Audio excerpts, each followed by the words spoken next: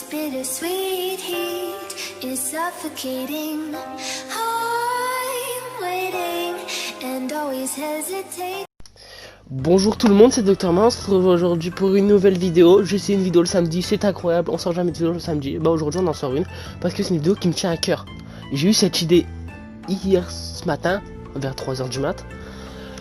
Le sujet de la vidéo, vous l'aurez vu dans le titre, c'est pourquoi Sakura est aussi détestée. C'est une question que je me suis posée, qui est plus complexe qu'on a l'air de le croire. Et on va le voir directement dans cette vidéo, pourquoi ce personnage est aussi détesté.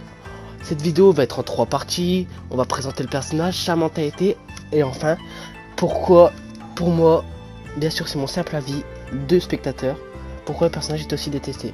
Déjà pour commencer, il faut savoir que moi, Sakura, c'est un personnage que je ne déteste pas. Dit inutile par la quasi-totalité de la communauté, je ne pense pas. Je pense plutôt que c'est un personnage sous-exploité, et je vais vous expliquer en différents points, comme je vous l'ai dit avant, en différents points, pourquoi dans cette vidéo, je pense ça.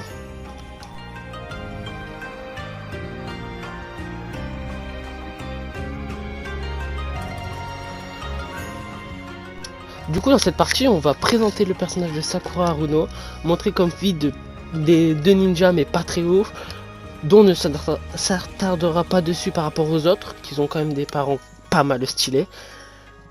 On la voit directement dès les premiers épisodes à l'académie, qui est montrée comme une fille très amoureuse de Sasuke, comme la moitié des filles du village, et comme Ino, mais on en reviendra plus tard.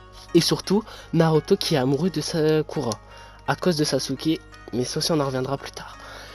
Ino, sa grande rivale, qui restera sa rivale tout au long de l'anime, jusqu'à même les derniers épisodes de l'anime Naruto, avant le mariage de Hinata et Naruto. Elle rejoindra l'équipe 7 sans grande difficulté, on le savait, c'était fini, pour installer ce que j'appelle le syndrome du triangle amoureux. Je m'explique. Naruto amoureux de Sakura, Sakura amoureux de Sasuke, et Sasuke, amoureux de sa vengeance.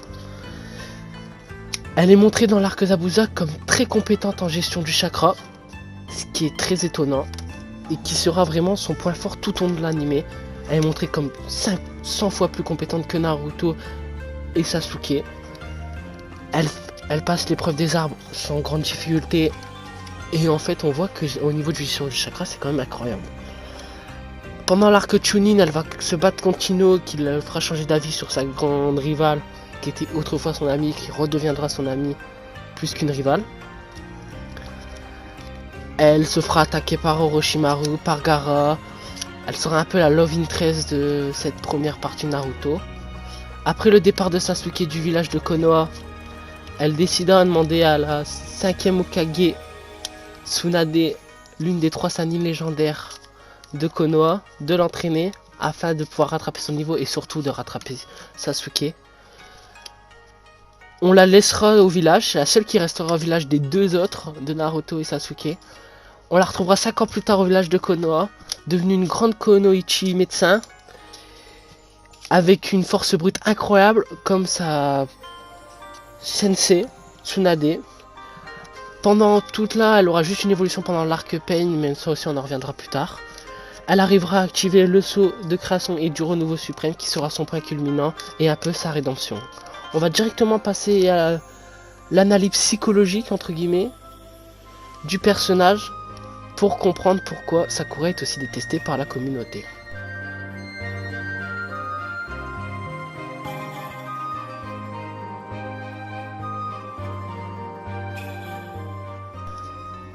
Sakura, un personnage au mental qui évolue beaucoup, ce que la majorité ne veulent pas penser. Au début, Sakura s'est montrée comme une fille très égoïste et très imbue d'elle-même. Un peu l'archétype de la fille adolescente qui est amoureuse du meilleur garçon et qui déteste notre héros principal. Ce qui est un peu la quasi-totalité des filles dans les mangas. Elle ne sait pas exprimer ses sentiments, et du coup on a l'utilisation du fort intérieur qui est représenté dans l'anime comme dans le manga, qui sert à exprimer son caractère, ce qui est un peu la vraie elle au début de Naruto. Au fil de l'histoire, au fil de tout Naruto, elle se forgera un grand caractère, un gros caractère, et qui sera montrée comme une fille au très gros caractère, à part une seule faiblesse, qui sera le départ de Sasuke qui a déserté le village de Konoha. Après ça, elle prit la décision de s'entraîner avec Tsunade, la 5e Hokage. On peut voir directement une évolution dans le personnage parce qu'on va avoir un personnage galéré dans son entraînement et qui sera un peu sa seule galère en fait. Qui sera un peu le plus gros problème qu'on a avec Sakura, mais on en reviendra aussi ça plus tard. On la retrouvera dans Shippuden, on retrouvera une Sakura volontaire et super forte, physiquement et en ninjutsu médical.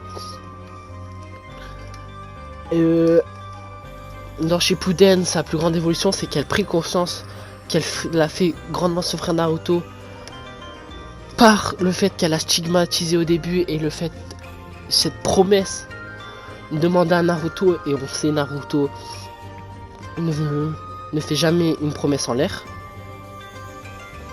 Elle essaiera de ne pas lui faire gérer tout ça tout seul, mais elle n'y arrivera pas. Et elle ira même jusqu'à tuer Sasuke pour que Naruto enlève ce fardeau de lui. Et le fait qu'elle voulait tuer Sasuke était un point culminant qui a été sous-exploité et qui a été montré comme très mal amené, alors que ça aurait pu être très bien amené. Mais ça, on va revenir plus tard. Mais dans son caractère, ça va le faire évoluer parce que ça va la faire prendre conscience de tout ce qu'elle a fait. Et on va quand même avoir un personnage qui va avoir des remords, qui ne va pas être campé sur ses positions et qui va juste vouloir racheter ses fautes envers son meilleur ami entre guillemets qui est Naruto, et pendant la 4ème grande guerre qui va réussir, qui sera complètement, qui aura une belle rédemption pour les souffrances qu'elle a eues, même si ça n'a été très mal amené, ce qu'on va voir dans le prochain point, qui est un personnage avec une faible ambition.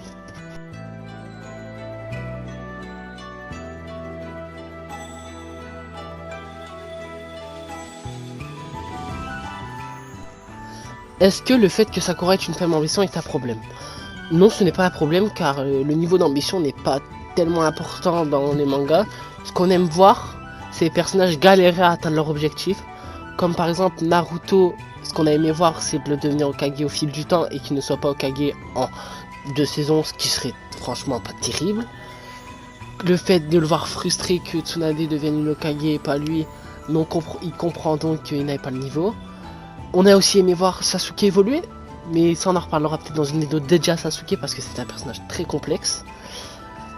Et le problème de Sakura, c'est que ses 2 grosses ambitions sont de pécho Sasuke, on va pas se mentir, mais aussi de rattraper son retard de niveau entre guillemets à Sasuke et Naruto. Ce qui pourrait être des ambitions tout à fait convenables pour un personnage. On ne demande pas des grosses ambitions comme Naruto et Sasuke. Mais le plus gros problème, c'est que ces ambitions sont sous-exploitées. Elle ne galère vraiment jamais. Elle ne doute jamais. Elle ne doute jamais de Sasuke. Ou Sasuke est quand même parti pendant nombre de temps. De ses 12 ans, je vais pas envie de dire des conneries, à quasi ses 18 ans, ses 17 ans plutôt. Elle ne doute jamais, même si pendant l'arc Pain, on a pensé voir un changement dans sa façon de penser pour Naruto.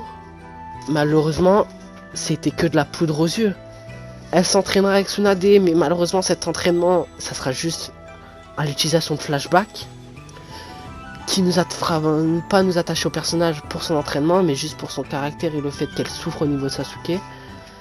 Et son plus gros problème à Sakura aussi, et le fait qu'elle n'arrive pas à se détacher de Sasuke. Même si Sasuke n'est pas là, Sakura vit pour Sasuke. Alors que Sasuke ne vit pas pour Sakura. Sasuke vit pour sa vengeance. Ce qui aurait pu être un très bon point, amené bien, mais très mal écrit. Ce personnage qui mérite 100 fois mieux. Elle est mal écrite, pas mal écrite parce que le caractère du personnage est très parfait, mais elle est vraiment sous-exploitée. Elle aurait pu avoir une exploitation mieux avec des arcs qui pourraient lui être dédiés. On a vu des arcs dédiés à Sasuke, on a vu des arcs dédiés à Naruto, ce qui est un peu normal. Pourquoi ne pas avoir un arc dédié à Sakura qui aurait pu avoir une évolution? Regardez, même Shikamaru a son arc dédié, ce qui est quand même incroyable. Il aurait été mieux exploité par Masha Shikimoto. La communauté ne détesterait pas autant Sakura. Sakura est inutile, n'est pas parce qu'elle est faible niveau, parce qu'elle n'est pas faible. C'est même une des 3 nouveaux Sannin légendaires de Konoha, on pourrait dire ça. c'est juste parce que le personnage est vide, c'est une coquille vide en fait. À part dire je suis amoureuse de Sasuke, elle n'a rien du développement. Elle n'a pas douté une seule fois de Sasuke qui est parti. Elle est vraiment faible scénaristiquement. Du coup, voilà pourquoi je pense que Sakura est détestée dans Naruto. Boruto, c'est une autre histoire parce que moi, Boruto, je pense que le personnage est beaucoup mieux écrit, mais si vous voulez, on pourra en consacrer une vidéo entière. Si vous avez aimé cette vidéo, n'hésitez pas à mettre un like, un pouce bleu, à vous abonner. Le mot de la fin, vous le connaissez, c'est une fin de tournage. Bye tout le monde.